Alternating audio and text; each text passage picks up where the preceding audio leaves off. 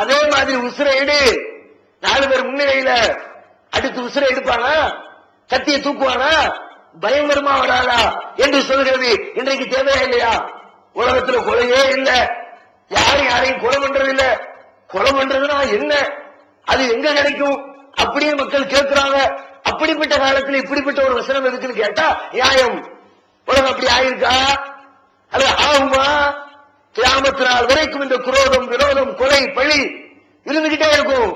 கியாமத்து நாள் வரைக்கும் குர்ஆனுடைய இந்த தேவை இருந்து கொண்டே இருக்கும்.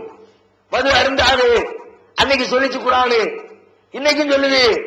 அன்னைக்கு தேவைப்பட்டதை விட இன்னைக்கு அதிகமா தேவைப்படுது. அன்னைக்காவது மது இயற்கையான பொருட்கள் இருந்து மதுவை காய்ச்சி குடிச்சாங்க. பேரிச்சம்பளத்தை ஊற வச்சு பூமிக்கடியில 4 நாள் வச்சு புளிச்ச உடனே எடுத்து குடிப்பா ஒரு விதமான மொப்பாவும் கிளம்பி படுத்து எஞ்சி போயிடும். அது அந்த காலத்து மது. இன்னைக்கு எப்படி விதவிதமா மது தயாரிக்கலாம். குடிச்சு புட்டு அங்கங்க கொத்து கொத்த செத்து சாகுறாங்க. விஷச்சாராயம், கள்ளச்சாராயம், எல்லாம் கள்ளச்சாராயம். சாராயத்துல கள்ளச்சாராயம், நல்ல சாராயம். சாராயம்னாலே கெட்டதானே அப்படின்னா அது கவர்மெண்ட் அத்தாரிட்டியோட வந்திருக்குது. இது கவர்மெண்ட் சீல் இல்ல, அதனால அது கல்லது, இது நல்லது. விதவிதமா தயாரிக்கிறான். குடிச்சா அப்படி உடம்பு பூரா அறுக்குது, நுரையீரல் சாகடிக்குது, ரத்தத்தில் இருக்கிற வெள்ளையோட சிறப்பு எல்லாத்தையும் சிதைக்குது, மனித உடலை பலகீனமாக்குது, காசு பணத்தை கரியாக்குது, மனித சக்தியை ஒழிக்குது. அன்றைக்கு இருந்ததை விட இன்னைக்கு ரொம்ப மோசமா போச்சு. குடிச்சாமல குடிக்க ஆரம்பிச்சு ஆளை காலி பண்ணி விடுது. மரணம் வரைக்கும் கொண்டு போய் சேர்க்கிறது இந்த மதுபானம். இதுல இருந்து மனுஷனை மீட்டெடுக்கிறமா இல்லையா? குர்ஆன் சொல்லுது 5வது அத்தியாயம் 90வது வசனத்துல, அதுதான் சைத்தானுடைய கெட்ட காரியம்பா. ஃபஜ்தனிபு லஅல்லக்கும் துஃப்லிஹூன், அதுல இருந்து விலகிக்க, அதுல இருந்து நீங்கி வா. குர்ஆன் அறைகூவல் விடுது. இது தேவைதானே? விபச்சாரம் செய்யாது, திருடாது. ஒருவேளை திருடுனாலும் திருடுறோட சும்மா விட்டுட்டு உட்கார்ந்துருக்காங்க, ஆளை பிடிச்சி கையை தரிச்சுன்னு அதுக்கப்புறம் யோசிப்பான். அது பக்கத்துல உள்ளவனா யோசிப்பான். ஒரு திருட்டு போயிருக்கான்னு வச்சுக்கோ, ஆளை பிடிச்சி கையை தரிச்சாச்சு, ஏண்டா திருடுனர். திருடினதுக்கு பிறகு திரும்பவும் கையை வெட்டின பிறகு திருடணும்னு நினைப்பு வந்தா கூட பக்கத்தோட உஷாரா இருப்பாங்க. பார்ட்டிக்கு கையை காணும், மேப்படி பார்ட்டி போல இருக்குது, கவனமா வச்சுக்க, பைய வயில வச்ச கையை எடுக்க மாட்டான். வேணுமா இல்லையா இந்த சட்டம்? மாதிரி எந்த சட்டத்தை பார்த்தாலும் சரி, அரசியல் சட்டமாக இருந்தாலும் நல்ல போதனைகளாக இருந்தாலும் திருக்குர்ஆன் வழங்கக்கூடிய அத்தனை வழிகாட்டுதல்களும் இன்னைக்கும் தேவை. தேவையில்லை என்று ஒன்ன தூக்கி போட முடியல, இது முரண்பட்டுச்சுன்னு சொல்ல முடியல. அந்த காலத்திற்கு ஓகே, இந்த காலத்திற்கு ஓகே இல்லைன்னு சொல்ல முடியல. காலம் கடந்தும் திருமறை குர்ஆன் இன்னும் பல 100 ஆண்டுகள் கடந்தாலும் உலகம் அழிகிற வரைக்கும் இந்த திருமறை குர்ஆனுடைய தேவை இருந்து கொண்டே இருக்கும். திருமறை குர்ஆனுடைய வழிகாட்டுதல் உலகத்திற்கு தேவைப்பட்டுக் கொண்டே இருக்கும். அந்த கோணத்தில் பார்த்தாலும் காலம் தாண்டி வந்த பிறகு முரண்படுமான்னு பார்த்தா அப்படியும் முரண்பட வழி இல்ல. முரண்படல, இதுவரைக்கும் முரண்படல. ஒருவேளை இனிமேல் முரண்படுமா அப்படி பார்க்கணும்ல. சரி, 1400 வருஷம் ஆயிருக்குப்பா, இது ஒரு பெரிய காலம் இல்ல.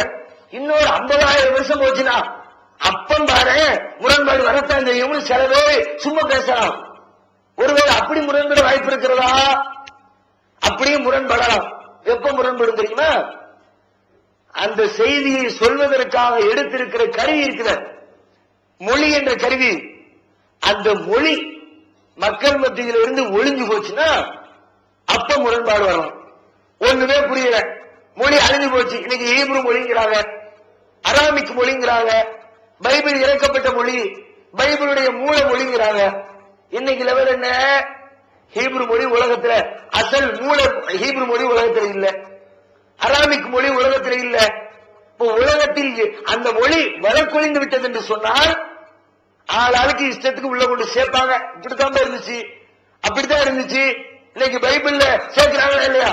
தமிழ்நாட்டில இருந்து பைபிள் வெளியிட்டா தமிழ்நாட்டுக்காரர் 2 சேர்த்து எழுதுற, பெங்களூர்ல இருந்து பைபிள் வெளியிட்டா பெங்களூருக்காரர் 2 வார்த்தையை சேர்த்து இப்படித்தான் பைபிள் அப்படிங்கிறாரு. ஏன்?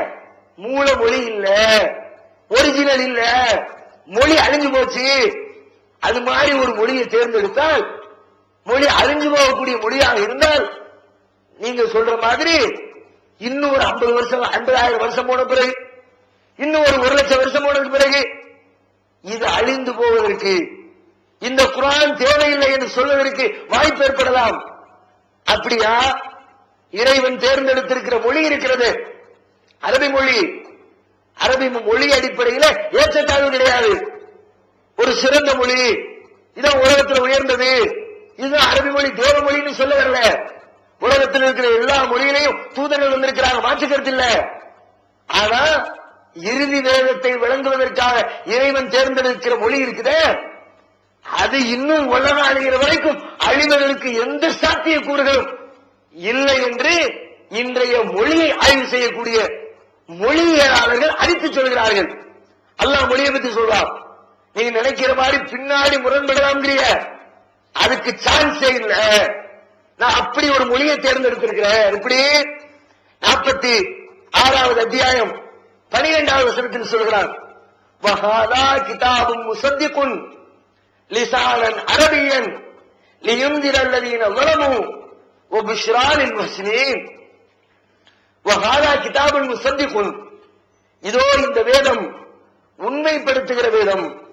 லிசானன் அரபியன், அரபி மொழியிலே அருளப்பட்டிருக்கிற வேதம். ஏன்?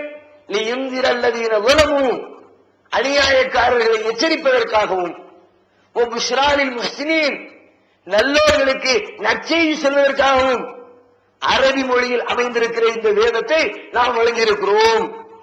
இன்னொரு இடத்துல அதே மாதிரி அரபிங்கிற அழுத்தி அழுத்தி சொல்றான். அரபியில இறக்கிருக்கிறோம், அரபியில இறக்கிருக்கிறோம், ரொம்ப அழுத்தம் கொடுத்தா சொல்றான்.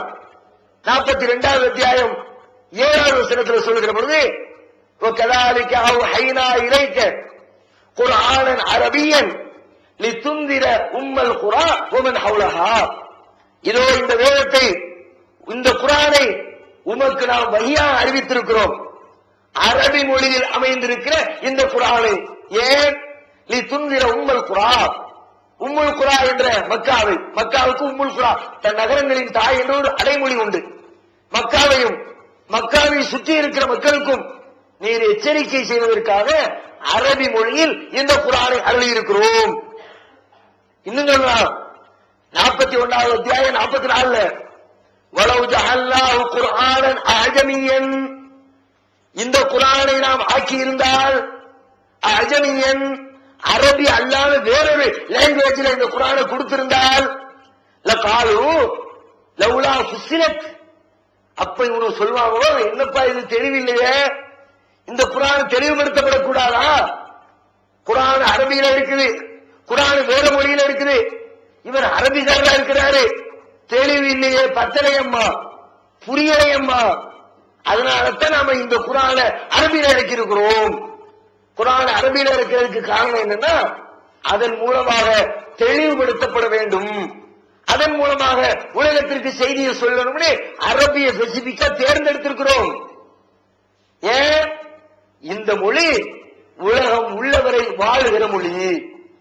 மொழியில சொல்றாங்க, ஒரு மொழி ரொம்ப காலத்துக்கு நிக்கணும்னா குறைஞ்சபட்சம் ஒரு 1,00,000 பேராவது அந்த மொழியை பேசுறவங்க இருக்கணும்.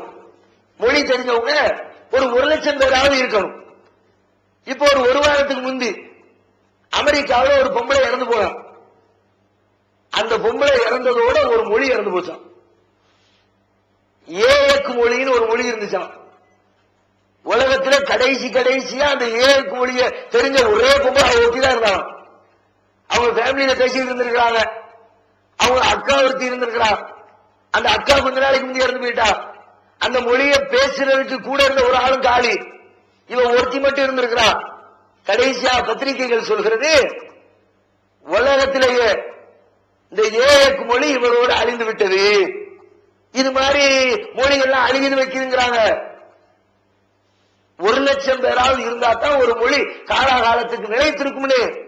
ஆனா இந்த மொழி, இதை பேசக்கூடிய மக்கள், இது எங்கெல்லாம் பயன்பாட்டில் இருக்கிறது, எத்தனை கோடி மக்களை இந்த மொழி சென்றடைந்திருக்கிறது என்ற தகவலை வைத்து பார்த்தாலும் குர்ஆன் கியாமத் நாள் வரை முரண்படாமல் ஜீவித்திருக்கக்கூடிய ஒரு மொழியில் அருளப்பட்டிருக்கிறது.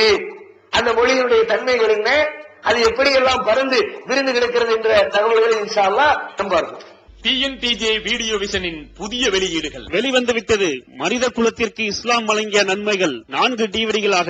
விலை ரூபாய் 120 மட்டுமே. கூரியர் செலவு தனி. கிடைக்கும் இடம் TNTJ வீடியோ விஷன், நம்பர் 30, அரமனைக்காரன் தெரு, மண்ணடி, சென்னை 1. Cell number 9500168989.